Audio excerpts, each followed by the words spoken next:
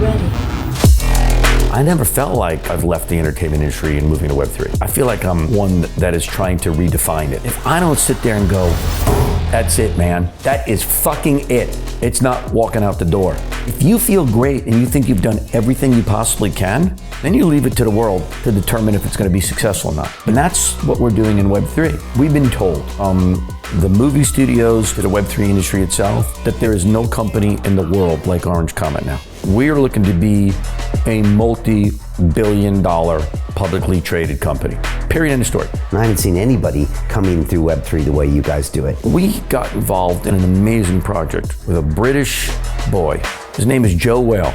I think I have the opportunity with Joe to make the next Pixar type movie, and all off of the mind and the work of a wonderful 13-year-old artist. How do you find the bandwidth to do all these damn projects? If I set out to do something, I get it done. And I'm not gonna fail here. There's no fucking way I'm gonna fail. I don't feel like I've reached my potential, and that's what's driving me. Tell kids and even grad students, they've gotta find something that they believe in, first and foremost. You know, people say, passion's bullshit. No, it's not. It's not. It drives everything. It just does, man. Once you make that decision to do something and pursue something, and you gotta go, or you gotta get out. You don't know what tomorrow holds. Don't you wanna try and live out your potential, find the happiness? We need to find inside of each of us what ultimately is gonna make us happy, and try and pursue that.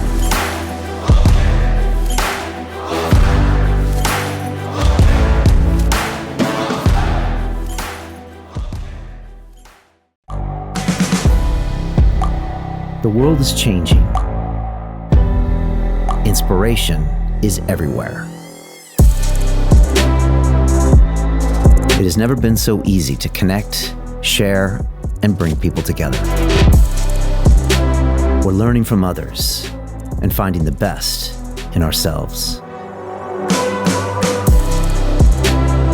Challenging our beliefs. Sharing our vulnerability. Overcoming our fears. Transforming ourselves so we can transform the world. How far can we go? This is London Real. I am Brian Rose. My guest today is...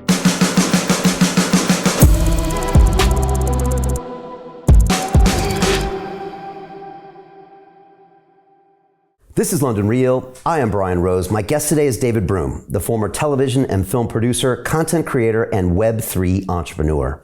You have spent the last 25 years of your life producing award-winning television and documentary shows, featuring some of the biggest names in Hollywood. You were the creator and executive producer of NBC's global hit series, The Biggest Loser, and worked alongside Sylvester Stallone to produce the first ever unscripted series on Netflix. More recently, you filmed and produced the Jennifer Lopez documentary, Halftime, which premiered at this year's Tribeca Film Festival and is one of the most successful documentary features in Netflix history. Today, you've taken your many years of experience into the world of Web3 and NFTs as the co-founder and CEO of Orange Comet. Your goal is to build the Disney of Web3 entertainment, educate people about NFTs in the metaverse, and onboard millions of new users into this exciting ecosystem. David, welcome to London Real. Brian, first of all, thank you. It's great to be here. Second of all, that might be one of the best intros I've ever heard on me. I need that. I'm going to take that and rip that off word for word because it's spot on and I love it. Well, it's you, so that's the beautiful thing about it. Look, I'm excited to go deep today. I just want to say that we are super excited to have you here because Orange Comet is also one of our portfolio companies here at London Real Ventures, where our mission is to transform the world by investing in cutting-edge digital asset ecosystem protocols while giving our partners marketing exposure across all of our London Real media platforms and academies. Our aim is to heighten awareness, create customers, build communities by leveraging our global audience and extensive network. David, you have no idea how excited we are to be part of this journey with you and Orange Comet, all of our members, all of our investment club people. So let's jump in. That means a lot to me, by the way. We really are, man. I really appreciate that. We're all in on you and Orange Comet, and we're super pumped. So let's jump in. We got so much to talk about. Yeah. I guess I'm going to start with, how does a successful Hollywood executive. You basically could have done anything you want with your life and your career, but you jump into Web3, blockchain, the metaverse, this crazy new world with all these crazy kids doing crazy things. We jumped in a couple years ago. Why do that? Because you could have done anything you wanted in Hollywood. Why? It's a good question. You know, because I get asked that a lot, but I looked at Web3 several years ago, and it was a head scratcher for me. I saw the blockchain technology. I saw how it could be a game changer. But what I started to look around the landscape, what I saw was, if I'm politically correct, I would say mediocre content, average, mostly below average. And let me just even be honest, I'll just say junk. Not from digital artists, because art is art. And you've got to put that aside. But when you start looking at intellectual properties in the world of entertainment, TV, film, TV and movies and music and sports, which were making their way into the blockchain and Web3, it was just a regurgitation of shit. It was just like, well, why do you need an NFT of that? Why does that need to be on Web3? Why does that have to be on the blockchain? And what I started to realize was, wait a minute, isn't this world, or shouldn't this world also be a content play? Isn't this about, you know, we know that the cliche is content is king, right? So why wasn't that happening on the blockchain? Why wasn't that happening in Web3?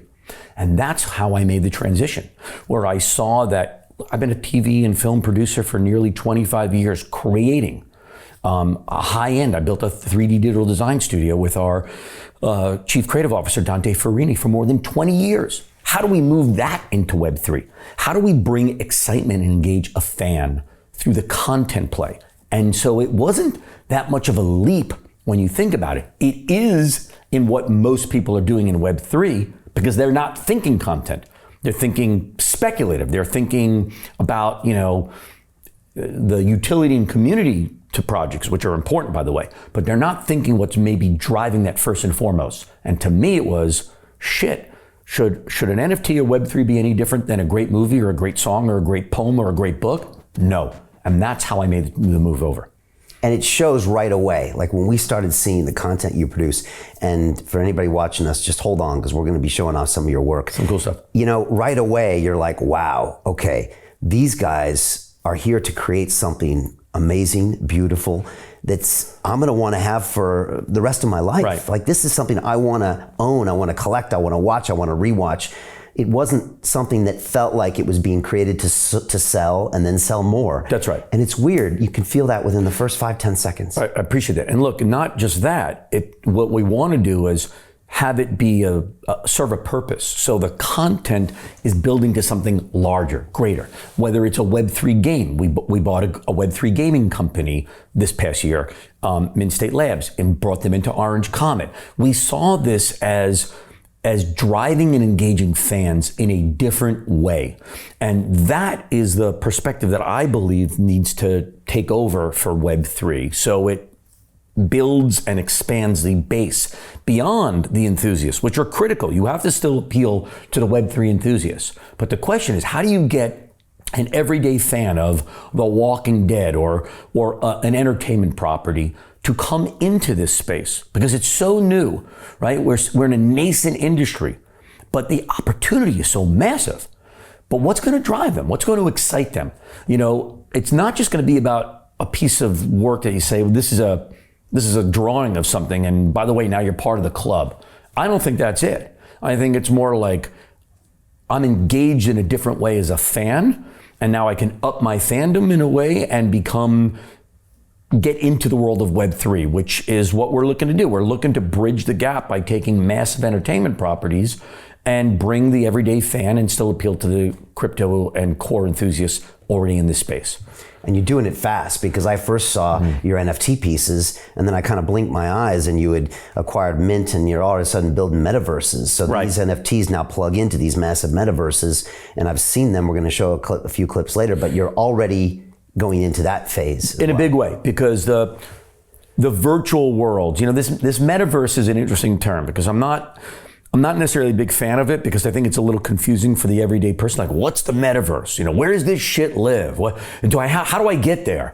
You know, and so people I'm trying to dumb it down and say, look, these are virtual environments, and we're living in a digital world, a digital age. You know, who we are, what we are on social media, our representation is no different than what we are in real life. You're a beautifully dressed man wearing a 3-piece suit with a gorgeous tie.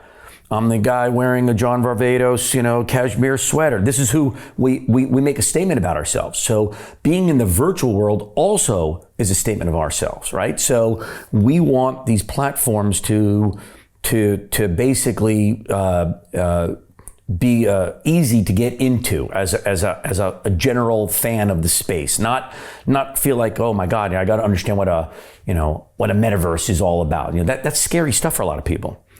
Yeah, that word metaverse is not necessarily the right word. Even the word NFT is not the right word to describe what these things are. So no. It's going to be a different process of communicating, maybe new language, moving forward. That's right. Let's talk about Sir Anthony Hopkins. Okay. Because he is one of, Britain's, most incredible actors. And he's in his 80s. 84, I think. 84.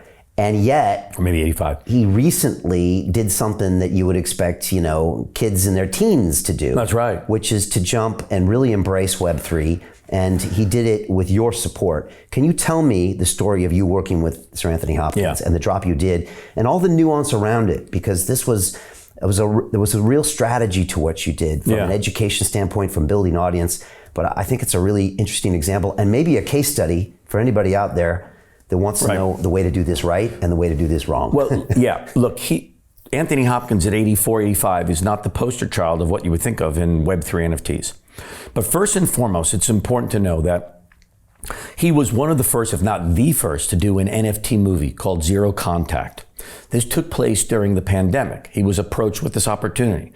So he was intrigued by the Web3 space. That's a really important starting point, right? Because you think about it, you want your celebrity partner or your IP partner to want to be in the space. You don't want to drag them into something. Right. Then it's round, square peg, round hole. It doesn't work. And that I found that always to be the case. But besides being this iconic actor and this legendary actor, he's an artist. He's a real artist. His artwork sells for hundreds of thousands of dollars in some cases. So he's a guy who's authentic to the space to begin with, because Web3 and NFTs were created by, and first and foremost, for art, to show off digital art, to show off artists, to give them a new opportunity.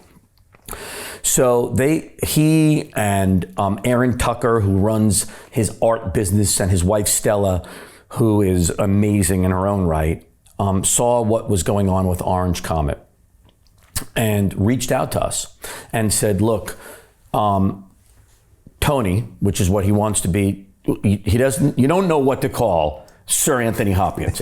Do you call him Sir Anthony? Do you call him Sir Anthony Hopkins? You call him Sir, and what he'll tell you is, no, you call me Tony. So I said, I might have a tough time with that, Tony, but I'm going to do that. So he wanted to be known as Tony. We call him Tony. So I'm going to reference him that now. Look, I've had the fortunate in my career to work with some of the most incredible people, massive celebrities and incredible partnerships. Tony Hopkins is a once in a lifetime opportunity. He's a visionary. He's brilliant. He's got a perspective that's so unique. You could just sit there sitting across from him and just not say a word, just listen to him. And so he had a vision of what he wanted to do, and he was inquisitive about this space. That's fantastic. And so we said, look, you should start by putting it out in the world that you want to learn about Web3 and NFTs in a deeper way. You already made a movie. And he did. He went on his socials and said, I want to learn about digital art. I want to learn about NFTs. I want to learn more about Web3. And all of a sudden, people like Beeple and others in this space reached out to him. And they embraced him and basically said, welcome to the world of Web3, brother. Come on in. And that was the starting point. And while that was happening, what we did was we started to riff with him and say, what do you want to do? Well, forget what we would want you to do, because that doesn't matter. We'll execute together, but it's got to come from you. What's your idea? What are you passionate about? And what we came up with, or what Tony came up with, was we took his art. We wanted to take his paintings and find a new way, a new platform to explore them on, the blockchain. So we broke them down, we digitized them as a starting point. Then he was drawn by the kinds of archetypes of the characters that he's played in his films over his years. So not Hannibal Lecter in Silence of the Lambs, but the monster behind Hannibal Lecter. Mm-hmm. And that was a really interesting place to go. And we started looking at all the characters, from the rebel to the jester to the lover, and started putting these archetypes together. And when we started to blend the two, the idea really started to blossom. And the concept was to show Tony in a way that no one had ever seen. If I would say, hey, we're going to do an Anthony Hopkins NFT collection, we wanted the opposite of what would come to your mind in thinking what that would be. Be like, we never would expect this shit. And that's the idea. So we started to blend his artwork with these archetypes. And when you see these pieces, which by the way, sold out in 7 minutes in a bear market, in a crypto winter, which I hate that shit, but we talk about that. Sold out in 7 minutes. How many pieces? 1,000 pieces. And each one was a unique one of one. But what people first were blown away by is when they saw them, they thought they were maybe just photographs of Tony's face. But they weren't. Dante and our creative team, they're all digitally created. It's all sculpted in digital. So when you look at Anthony Hopkins, and I know you'll roll tape on this, none of it's real. It's not a photo, it's not a video, and people were just, their jaws dropped on that. And I think that, again, we're offering something of value to an enthusiast, to a fan. And that's a critical part of this. And that was the jumping off point. We called it the Eternal Collection. Now, I could tell you, we're about to now go to the next step with that, into the Descendants line, and this project continues to unfold with a lot of interesting surprises. We're kind of almost building a Marvel universe around Anthony Hopkins. So to summarize, you had an 84-year-old guy, passionate about this space, looking to maybe be immortalized himself on the blockchain, a real artist, got embraced by the community, and then we took it to a whole nother level with him. And that's the formula for success. Wow, and it sold out in 7 minutes. 7 minutes. And like you said, what was probably, call it a whatever, bear market, crypto winter, and also probably at the same time, the worst time for NFTs Sure on was. top of that. It was. Right, and yet you guys sold it out, which shows that if you really cater to what a fan wants and give them something they want to collect as a piece of art and gives value to them, then there's always a demand for that. Always demand, because, you know, I know we'll talk about the Scottie Pippen project at some point, but when we were doing that tour, like a promotional tour with Scottie, and when we were in New York, Scottie and myself. Let me play the Hopkins piece, and Okay, then I go want to ahead. get to Scottie because it's really good stuff. So we're going to roll tape. It's a minute, and it's showing a lot of the items in the Hopkins That's right, piece. and we can talk over it. Yeah, actually, we won't talk about this because it's got music. got audio. We'll talk when it comes back. But one thing I always show when I show your stuff to all the people that invested, I always say exactly what you said. You guys created these digitally. Yeah. So he didn't have to sit for all these pictures and poses and video. You guys did it all because you have such an incredible background in creating all of this digital art. That's right. Right. So think of that. And again, think in your mind what you thought would be the Anthony Hopkins NFT. And now watch this because, like you said, it's the last thing you'd expect. Unexpected. All right. So we're rolling this. This is the Anthony Hopkins collection. Cool.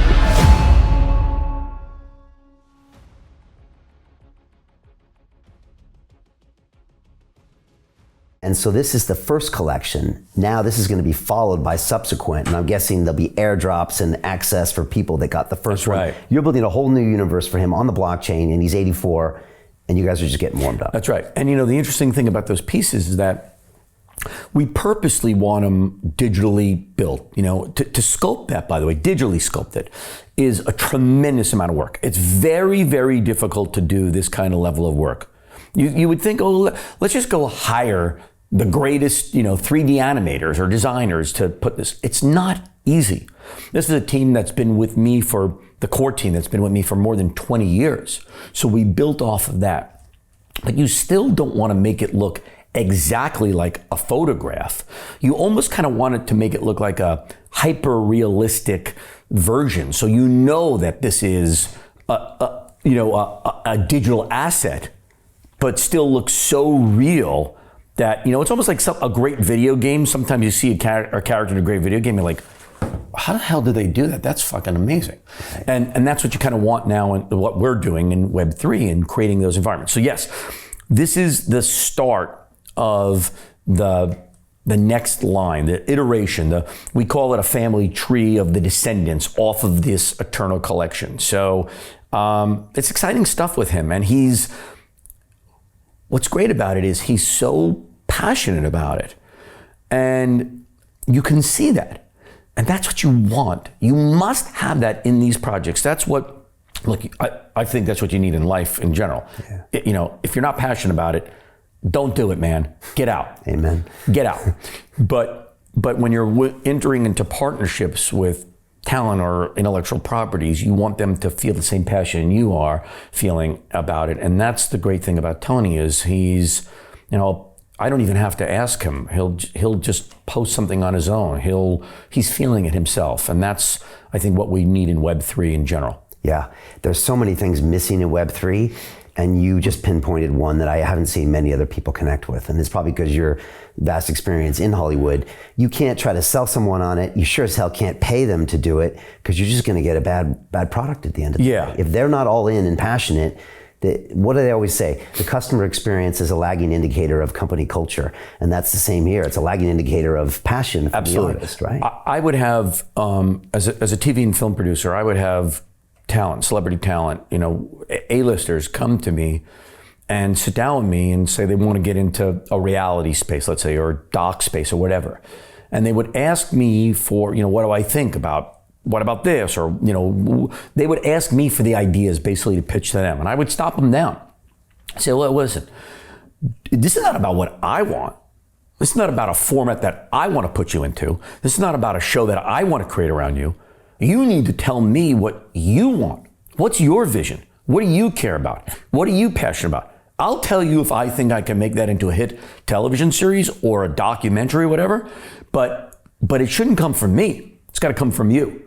I'll do the execution in a way that you've never seen, but if it's not from your heart, if it's not something you feel, it's not something you're passionate about, and it's something I'm sticking you into, we're going to fail.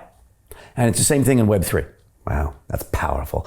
All right, let's talk about Scottie Pippen. All right, now I moved to Chicago in 1995 to work for the First National Bank of Chicago. I didn't know that. And at the time, I got to go to all the Bulls games. And what year was it? 95. Okay. I was there like 95 to 97, something like that. And I was at the game when Jordan came back. I was actually at the Bulls arena.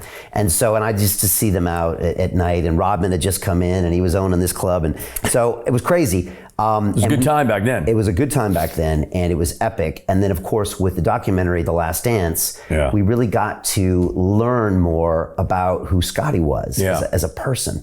Tell me what you've done with Scottie, because this is really interesting, because you threw a word at me about a month ago on one of our calls. You said, Brian, fidgetal, you said. So tell me, what did you do with Scottie and what's happening? Yeah, well, Scottie's a good example too.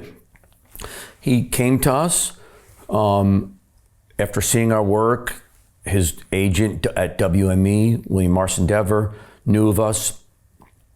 I used to be a WME client as a producer, and he wanted to create an NFT sneaker line. Now, where was this coming from? Scottie had his own sneaker deal. He was an ambassador for Nike for years. had all kinds of sneakers that came out with them. And again, we've got a lot of calls from talent, IP, wanting to, they see our work, they're like, I want to partner with you.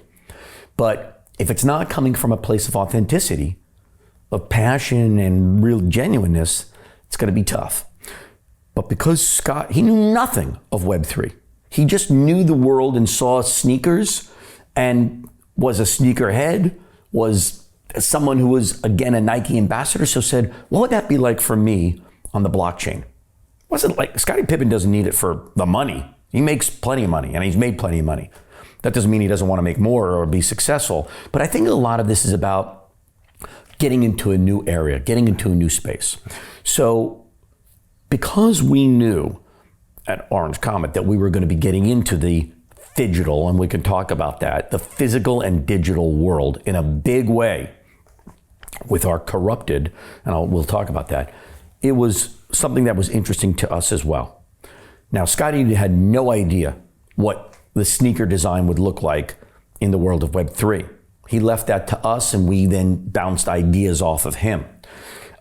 So we thought we had something and thought we were going to be successful with him.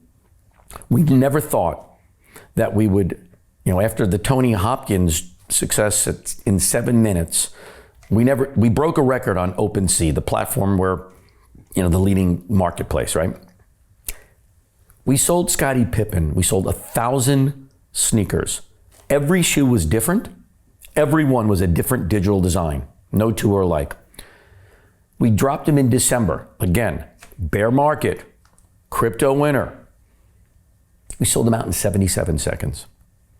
I thought there was a glitch when I was watching it happen, unfold in real time. But again, when we went out on the road with Scotty, and Scotty and I started doing some interviews in press, and we went on places like the Complex, which is an online YouTube channel and for sneakerheads.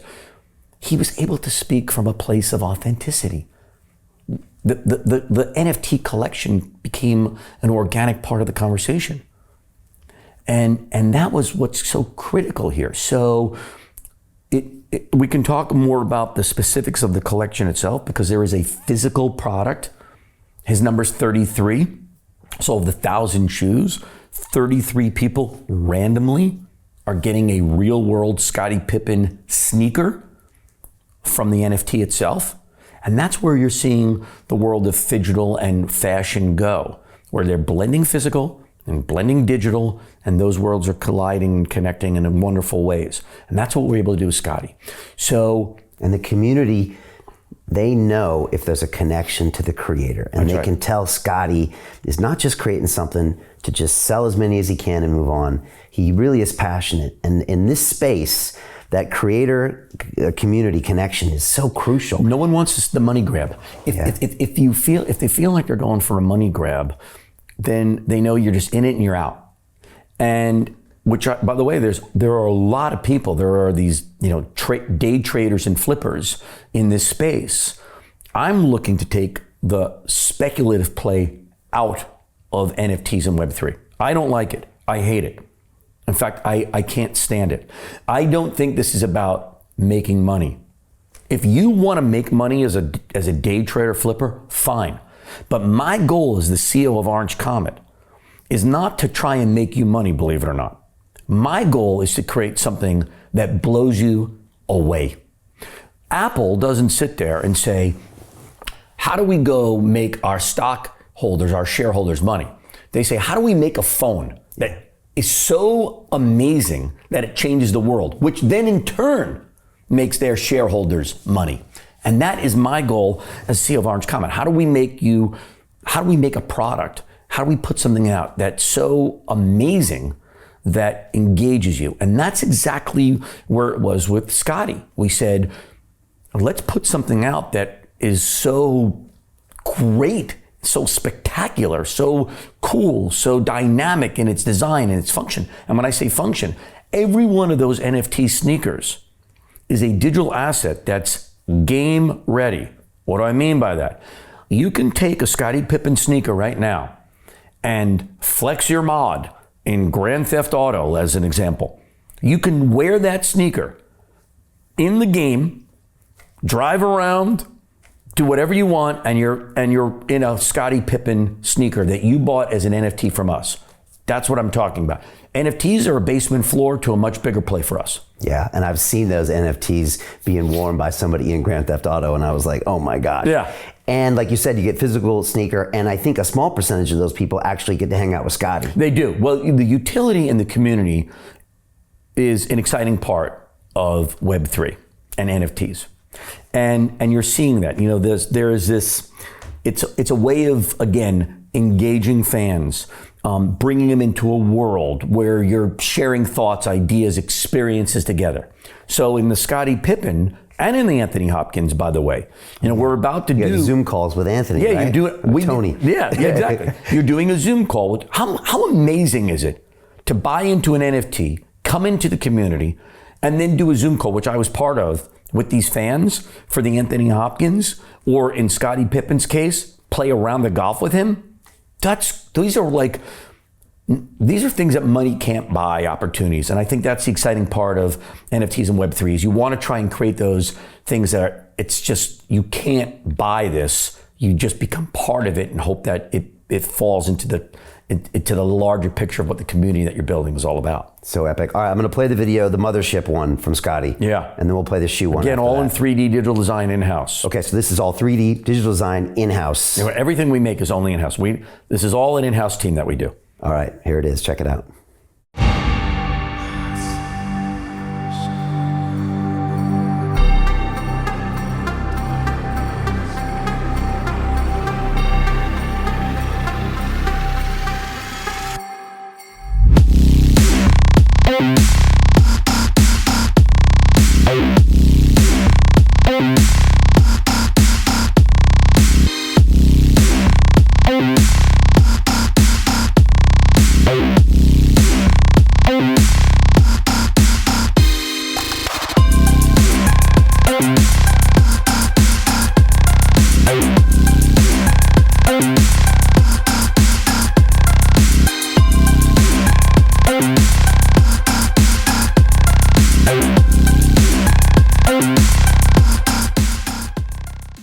So we saw the mothership here. Yeah. I guess this is kind of the start of what you might be doing with Scotty. Yeah.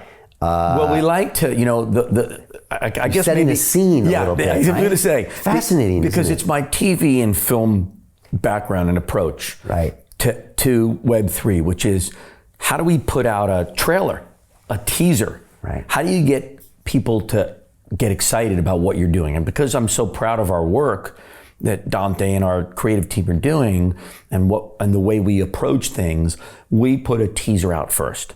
And that mothership is the teaser.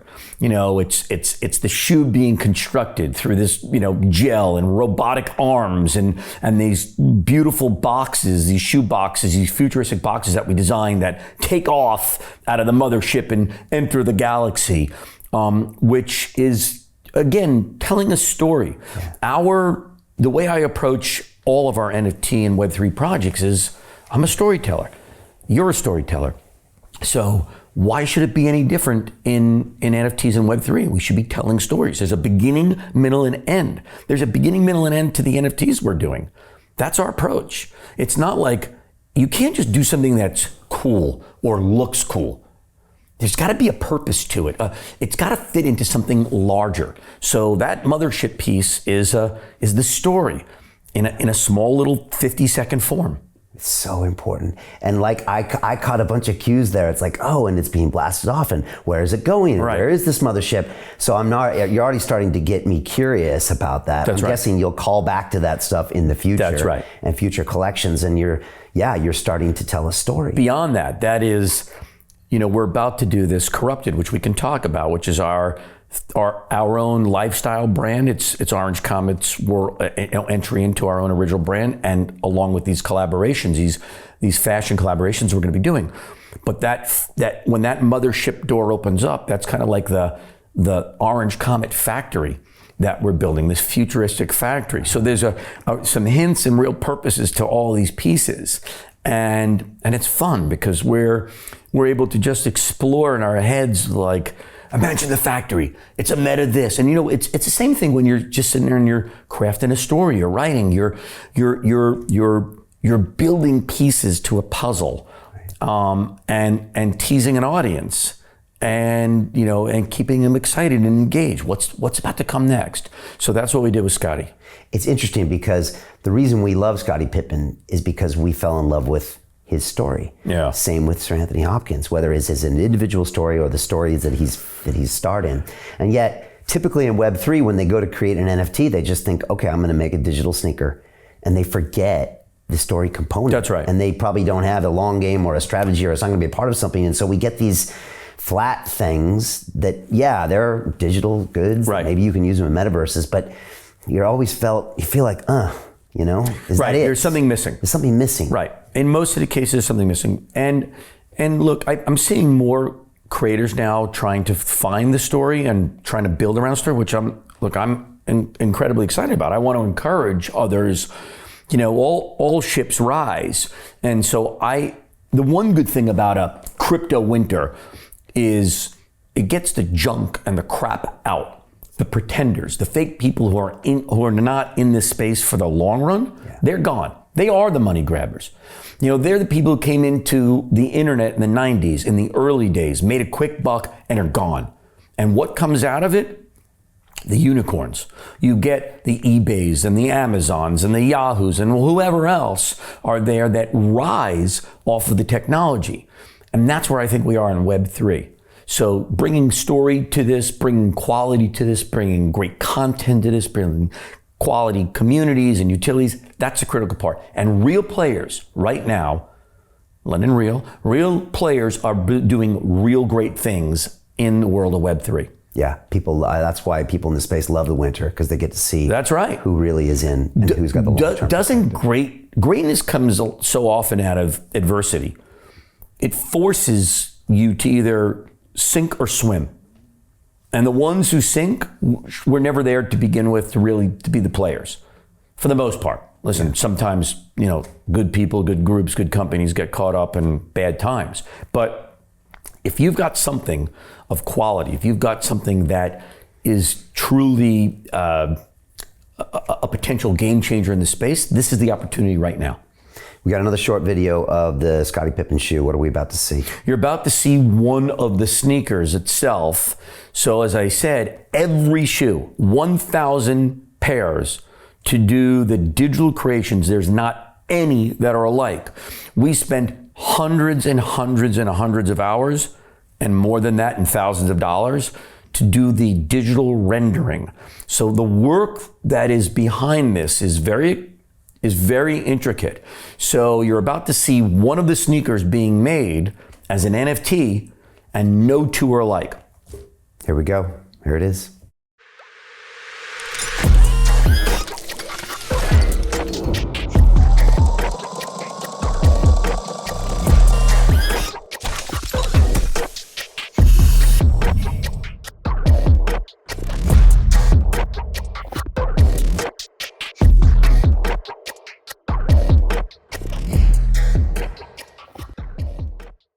It's still hard to believe that each one of these is unique. Yeah. Nobody is putting that amount of time and effort into those things, because previously people were saying, is this cost effective? And again, this isn't right now, because you have a long-term vision. That's right. Look, Amazon for years didn't make money, but almost a decade. Yeah, but they were building. And it's not that Orange Comet's not making money. We are, but we're investing. And that is the important part. For us, it's creating the world, it's creating the space, it's doing the quality of work that we're doing. It's showing everybody that where this could go and what we're building. And we're laying the foundation. This is the basement floor to much bigger plays of that we're building. We are building our metaverse, our virtual world that you're going to go into, and you're going to be able to maneuver down a hallway and go into the Scottie Pippen collection. Oh, and by the way, now I'm into the Anthony Hopkins. Oh, and not just that, I'm in the NFL Alumni Association's world that we're creating. So there's a whole rhyme and reason to this stuff. But first and foremost, I used to, when I was editing my TV shows and films, it was a little fun thing that we had on the inside. It was called like the Broome goosebump is what we used to call it. What I was like a nickname for. Well, what does that mean? I would sit in an edit bay, editing one of our shows along with our team.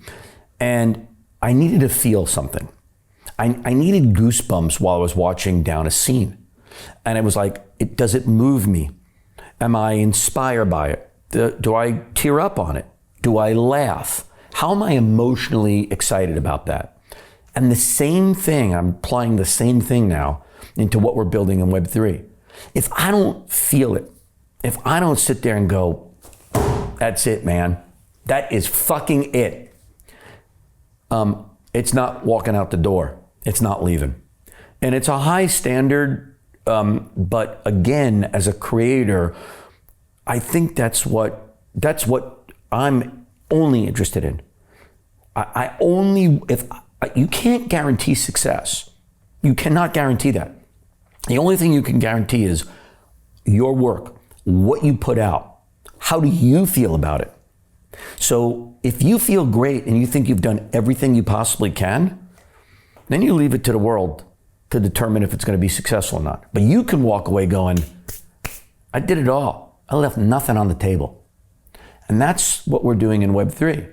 The worst feeling in the world, the worst in any space, is to sit there and go, oh, man, here's what we should have done.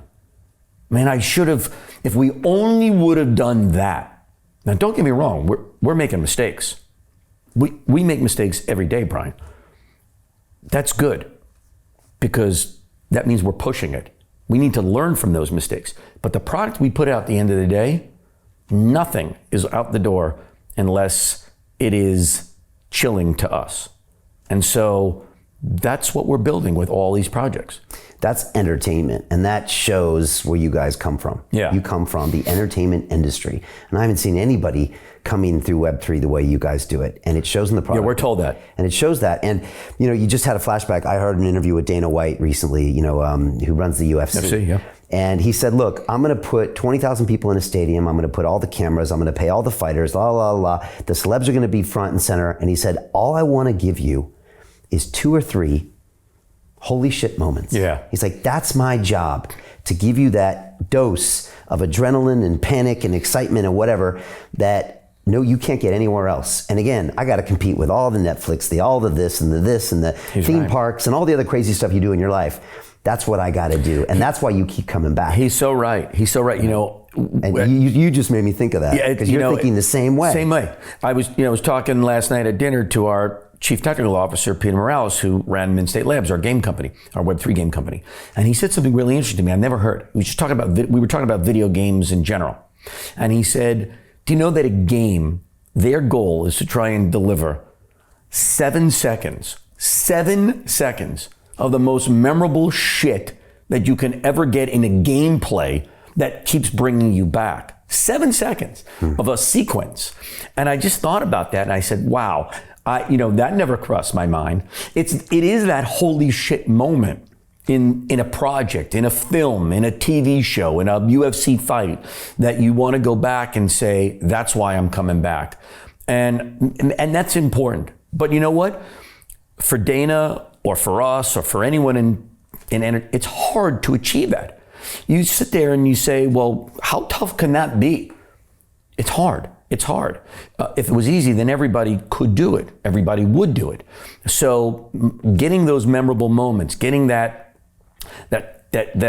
chilling, goosebumpy effect on what you're doing is what we all should be striving for, because that's what you want at the end of the day. You want people to walk away and go, oh my God, this is incredible. Yeah. I've had sitting in that chair some of the toughest guys in the world, guys like Nigel Benn, one of the... To continue watching the rest of the episode for free, visit our website londonreal.tv or click the link in the description below.